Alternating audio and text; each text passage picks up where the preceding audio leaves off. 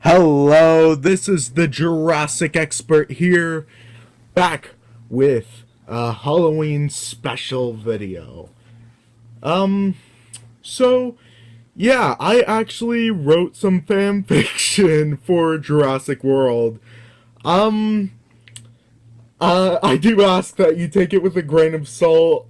I'm not the best story writer.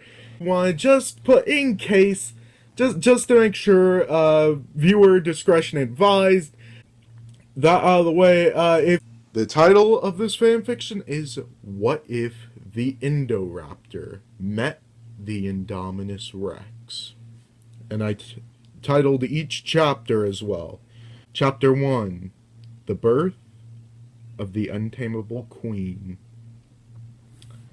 Dr. Henry Wu looked out of his office window, very pleased with his most recent accomplishment that would hatch soon. He spent years working on the splicing of genes to create a hybrid between dinosaurs. He knew, however, that he could improve on his creation and make something even more perfect than the Indominus Rex. Dr. Wu resumed working on his computer when one of the other scientists rushed into his office, exclaiming, "Dr. Wu, the Indominus! Both of them! They're hatching! Come quickly!" Dr. Wu looked up from his computer with a wide smile on his face and said to the other scientist, "Excellent." He rose from his desk and walked over to the incubator that was specially reserved for the two hybrid siblings. One of the siblings was already attempting to walk, while the other just got its head pushed through the shell. Dr. Wu looked at his two creations, for he just made a massive breakthrough once again in paleogenetics.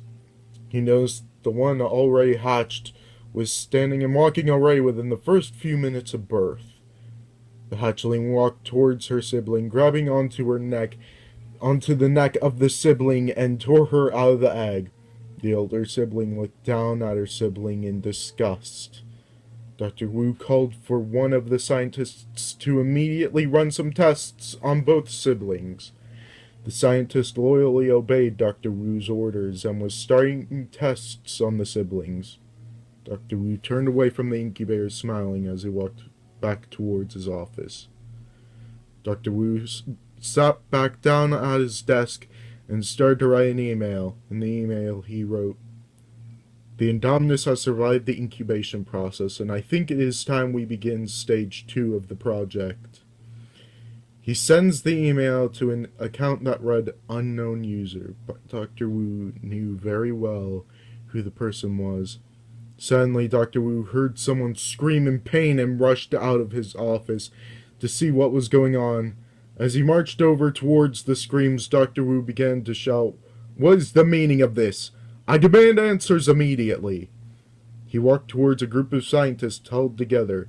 Dr. Wu shoved away the crowd and unveiled the scientist that was running the tests on the Indominus siblings, bleeding excessively and holding onto his hand. Dr. Wu asks the scientist what is wrong. The scientist slowly unveils his mangled and severed finger. Dr. Wu looked at the Indominus siblings and saw one of them with the rest of the finger in her mouth, as she slowly started to devour it. Dr. Wu ordered to get the scientist medical aid immediately and a janitor to clean up the blood. He looked at the Indominus not with fear, but with excitement. Dr. Wu held back his smile as he watched the Indominus swallow the rest of the scientist's finger. He knew that he created a monster, but to him that monster was a beautiful work of art. Medical professionals arrived and gave the man first aid on his fingers and escorted him out of the lab. Shortly after, the janitor would come and wipe off all the blood, with a look of horror on his face the entire time. Dr. Wu went back to his office and got back onto his computer. He wrote another email to the same unknown user account saying, "She shows very aggressive behaviors, just as we expected. She tore off a staff member's finger and ate it whole. Hopefully Masrani doesn't find out and cancel the project. We've made so much progress.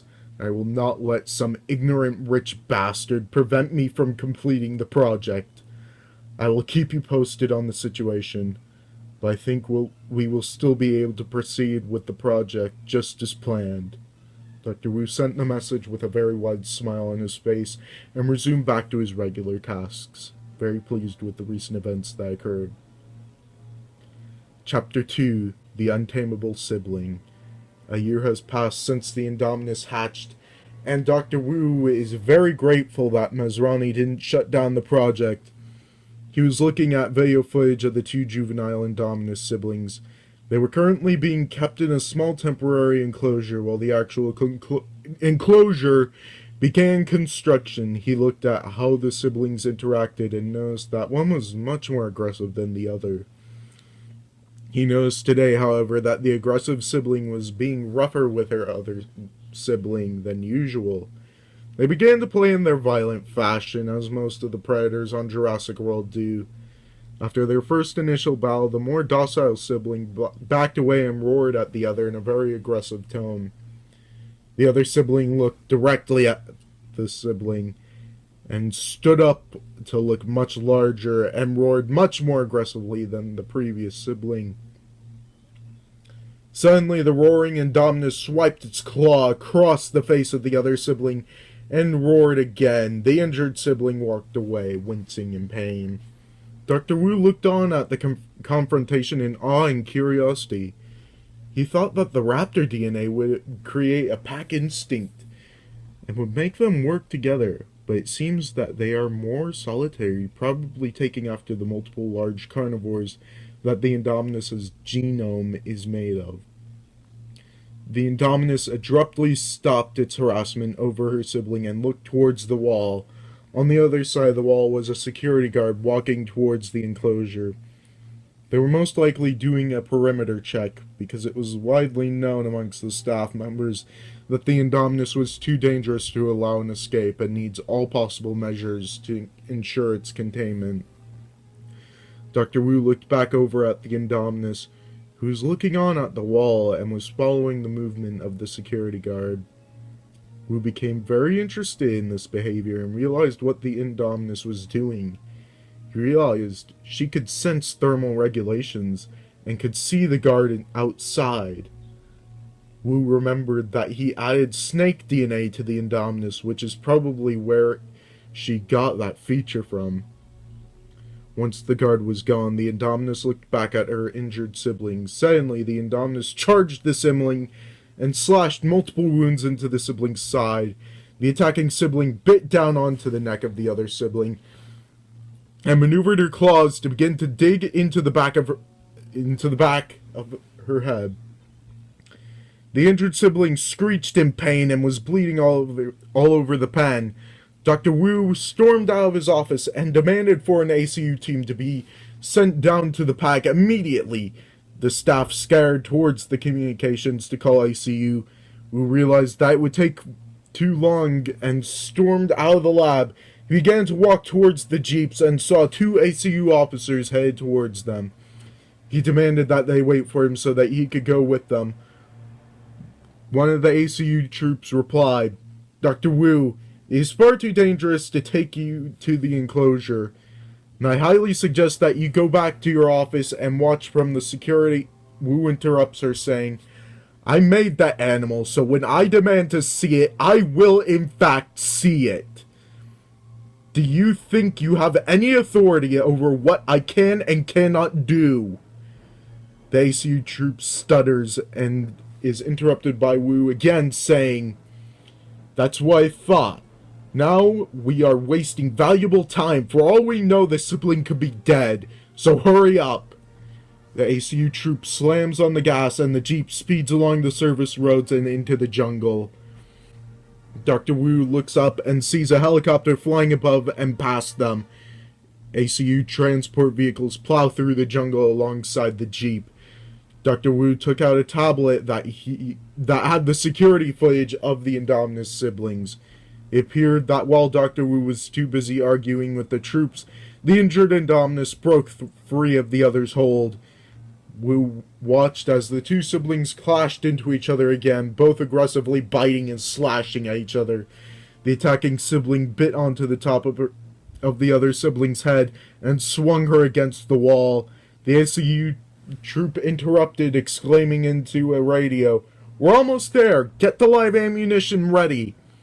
Dr. Wu grabs onto the shoulder of the ACU troop and exclaims, "Are you insane? That's my life's work! I will not allow you to kill it like a bunch of barbarians!" The ACU trooper rolls her eyes and mutters, "Scientists," and says into the radio, "I have just been informed to not fire live ammunition, so get the tranquilizers ready." There's a response from another trooper saying, "Copy that." Wu resumes his attention back to his tablet with the security footage. The injured sibling seems to have escaped the attack. Once again, the siblings lock eyes, both panting heavily and bleeding all over the enclosure. The injured Indominus begins to roar at the other sibling. The other sibling begins to roar back, drowning out the previous roar. They charge towards each other once again. Wu watched at the two violently slashing and biting each other once again. Finally, the jeep stops and the ACU troop exclaims that they have arrived. Wu gets out of the jeep and marches towards the entrance with a small army of ACU troopers behind him. He uses his key card to get into the building and wanders around the halls and sees that the attacking Indominus has slammed the other sibling into the wall once again. He begins to walk faster as the ACU troopers cautiously followed, tranquilizers and electric rods at the ready. Wu began to approach the door and glanced back at the tablet once again to see the attacking sibling clamped down onto the back of the head of the other sibling. The claws were positioned on the ridge of her eye and on her neck. Wu began to run while looking at the tablet, and ACU started to run alongside him. He glanced at the monitor again and saw the attacking Indominus adjust her grip. He ran towards the packed door and pulled his keycard out and was just about to swipe, but was interrupted by the sound of a snap. He slowly looked back at his monitor and saw the attacking Indominus let go of the sibling and let the body collapse to the ground. Dr. Wu exclaimed in frustration, "No!" He swiped his key over the lock and the door unlocked. Dr. Wu swung open the door to see the attacking Indominus Rex over the lifeless corpse of her sibling. She roared victoriously, and in the end, only had a few scratch marks from the battle. Dr. Wu looked on in defeat, but also in astonishment. The ACU troopers shoved Wu out of the way, and one used the electric rod to shock the Indominus. She clawed angrily at all the troopers. She eventually charged towards the door and forced the ACU troopers to retreat. ACU troopers began to circle the door, ready to charge again, when the commander of the team ordered them to stand down. He told the troopers, "We are too late. If we attempt to charge her again, she could escape and attack the guests. We need to prioritize the safety of the guests. The corpse does not make a higher priority." The AC troopers walked back to their vehicles in defeat. As the troopers left, Dr. Wu was leaning on the side of the wall in disbelief of what had just happened. The ACU troopers that he was with before escorted him from the area and back to his office. He went onto his computer to see footage of the Indominus Rex paddock.